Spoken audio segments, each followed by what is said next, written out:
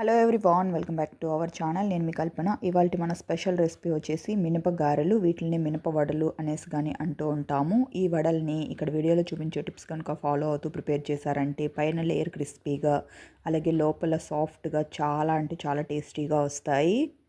ఈ మినపగారెల్ని మనము సాంబార్తో పాటు, అలాగే మీ దగ్గర ఏమైనా చట్నీస్, పొడులు ఏమన్నా ఉంటే వాటితో సర్వ్ చేసుకున్నా కానీ చాలా అంటే చాలా టేస్టీగా ఉంటాయి. వీటిని బ్రేక్ఫాస్ట్ కింద ప్రిపేర్ చేసుకోవచ్చు, లేదంటే ఈవినింగ్ స్నాక్ కింద ప్రిపేర్ చేసి పెట్టుకున్నా కానీ పిల్లలు కానీ చాలా ఇష్టంగా తింటారు. ఇక లేట్ చేయకుండా దీని ప్రిపరేషన్ ఏంటో చూసేద్దాం.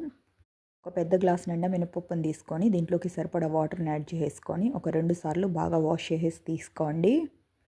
ఇలా వాష్ చేసేసుకున్న పప్పులోకి సరిపడా వాటర్ని యాడ్ చేసేసుకొని దీన్ని 3-4 గంటల సేపు అయినా అట్లీస్ట్ నానబెట్టి పెట్టేసుకోవాలి. మీకు టైం ఉంటే ఒక 5-6 గంటలైనా నానబెట్టుకోవచ్చు.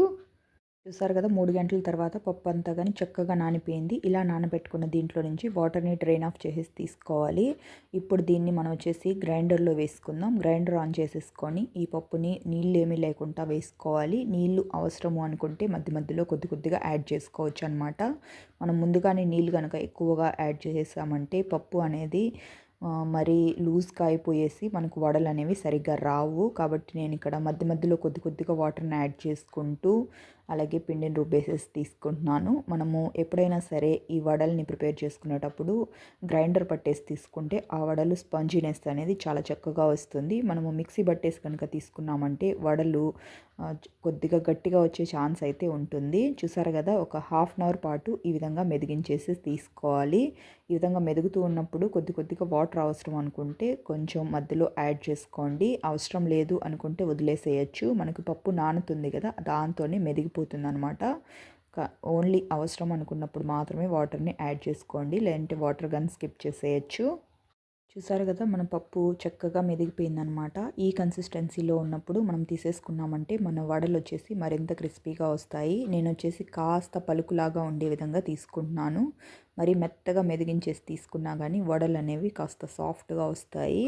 కాబట్టి ఈ కన్సిస్టెన్సీలో ఉన్నప్పుడే గ్రైండర్ ఆఫ్ చేసేసుకొని పిండి మొత్తాన్ని బయటకు తీసేస్తున్నాను. మనము గ్రైండర్లో రుబ్బుకున్నట్లయితే మనకు ఈ బ్యాటర్ ఏదైతే ఉందో అది అనేది ఒదిగి వస్తుందన్నమాట. మిక్సీలో వేసుకున్నామంటే మనం ఎంత పప్పు వేస్తామో అంత పిండి మాత్రమే వస్తుంది. గ్రైండర్లో అయితే పిండి అనేది కాస్త ఉబ్బుతూ ఎక్కువగా వస్తుంది.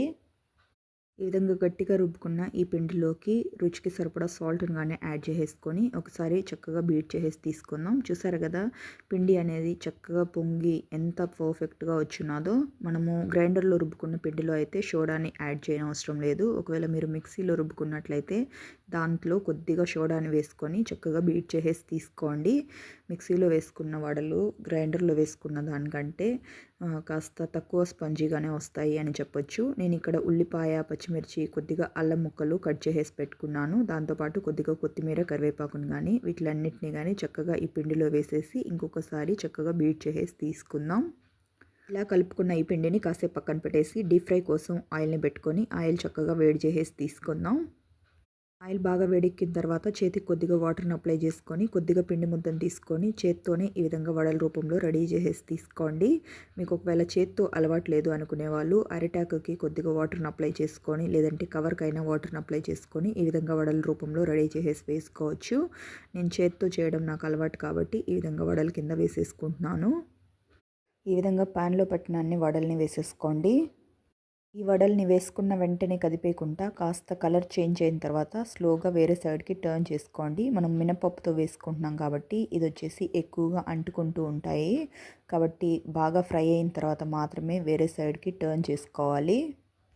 ఈ వడల్ని మధ్య మధ్యలో 2 వైపులకి టర్న్ చేసుకుంటూ 2 వైపులా బాగా ఫ్రై అయ్యి క్రిస్పీగా వచ్చే వరకు ఫ్రై చేసేసి తీసుకోండి. చూసారు కదా, వడలు అన్నీ కానీ చక్కగా ఫ్రై అయిపోయాయి. ఇలా ఫ్రై చేసి పెట్టుకున్న వీటిని బయటకు తీసేసుకుందాం. ఈ వడల్ని టిష్యూ పేపర్ వేసుకున్న ప్లేట్లోకి తీసుకున్నామంటే టిష్యూ పేపర్ ఎక్సెస్ ఆయిల్ అంతా కానీ పీల్చేసుకుంటుంది.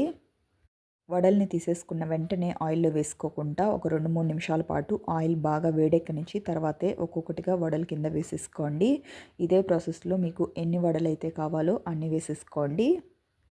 ఇలా వేసుకున్న వడల్ని కానీ కాస్త ఫ్రై అవ్వనిచ్చి స్లోగా వేరే సైడ్కి టర్న్ చేసుకొని 2 వైపులా క్రిస్పీగా అయ్యే వరకు ఫ్రై చేసేసి తీసుకుందాం. ఈ వడలు కానీ చక్కగా ఫ్రై అయిపోయాయి. ఇప్పుడు వీటిని బయటకు తీసేసుకుందాం. ఇలా ప్రిపేర్ చేసి పెట్టుకున్న ఈ వడల్ని సర్వింగ్ ప్లేట్లోకి తీసేసుకుందాం. నేను వచ్చేసి ఆల్రెడీ ప్లేట్ పైన అరిటాకును వేసేసి పెట్టుకున్నాను. వేడి వేడి వడలు అరిటాకు పైన వేసుకున్నామంటే అరిటాకులో ఉండే పోషకాలన్నీ కానీ వడల్లోకి వచ్చేసి మనం కానీ చాలా ఆరోగ్యంగా ఉంటాము. కాబట్టి మీకు వీలున్నప్పుడల్లా ఈ విధంగా అరిటాకులో భోజనం చేయడానికి ప్రయత్నించండి.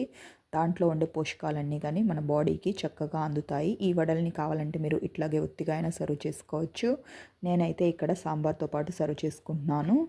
ఈ వడల్ని మీరు పల్లీ చట్నీ, కొబ్బరి చట్నీ, అలాగే టమాటో చట్నీ లేదంటే కారప్పొడులు ఉంటాయి కదా! వాటిలతో సర్వ్ చేసుకున్నా గానీ చాలా అంటే చాలా టేస్టీగా ఉంటాయి. మీకు సాంబార్ వడ ఇష్టమైతే ఈ వడల్ని మధ్య మధ్యలోకి బ్రేక్ చేసేసుకొని సాంబార్‌లో ముంచుకొని తిన్నారంటే చాలా టేస్టీగా ఉంటాయి. చూసారు కదా ఫ్రెండ్స్, మినప గారెల్ని మనము ఎంత సింపుల్ అండ్ ఈజీ ప్రాసెస్లో ప్రిపేర్ చేసుకున్నామో. టేస్ట్ అయితే అద్దిరిపోయింది. మీరు మీ ఇంట్లో తప్పకుండా ట్రై చేసి ఫ్యామిలీ మెంబర్స్కి తినిపించి చూడండి. వాళ్ళు ఖచ్చితంగా మిమ్మల్ని మెచ్చుకుంటూ తింటారు. అంత టేస్టీగా వచ్చాయి. పైన క్రిస్పీగా లోపల సాఫ్ట్గా చాలా అంటే చాలా బాగా వచ్చాయి. ఫ్రెండ్స్, మనం టుడే చెప్పుకున్న ఈ రెసిపీ అయితే మీకు నచ్చిందని అనుకుంటున్నాను. మీకు కనుక నచ్చినట్లయితే ఒక లైక్ చేసి మీ ఫ్రెండ్స్కి రిలేటివ్స్కి షేర్ చేయండి. అంతేకాకుండా ఇలాంటి మరెన్నో హెల్దీ అండ్ టేస్టీ రెసిపీస్ కోసం వెంటనే మన ఛానల్ని సబ్స్క్రైబ్ చేసుకొని పక్కనే ఉన్న బెల్ బటన్ని ప్రెస్ చేసి ఆల్ అనే ఆప్షన్ని సెలెక్ట్ చేసుకోండి. ఇలా చేయడం వల్ల ఇకపై నేను పెట్టే వీడియో నోటిఫికేషన్స్ అన్నీ మీ హోమ్ పేజ్లోకి వస్తాయి. Thank you for watching friends. Okay, bye.